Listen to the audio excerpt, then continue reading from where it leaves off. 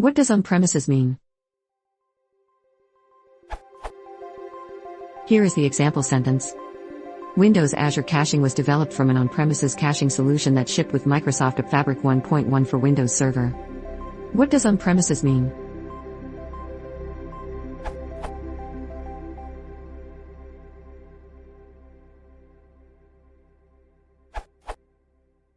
On-premise.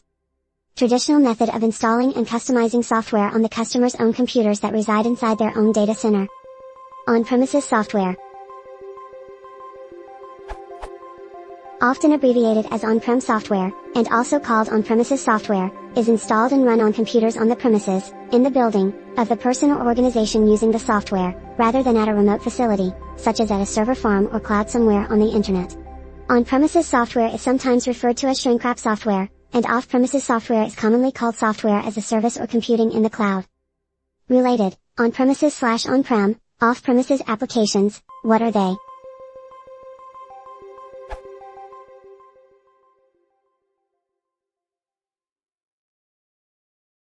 Techno是个播客channel，会现在起刷的。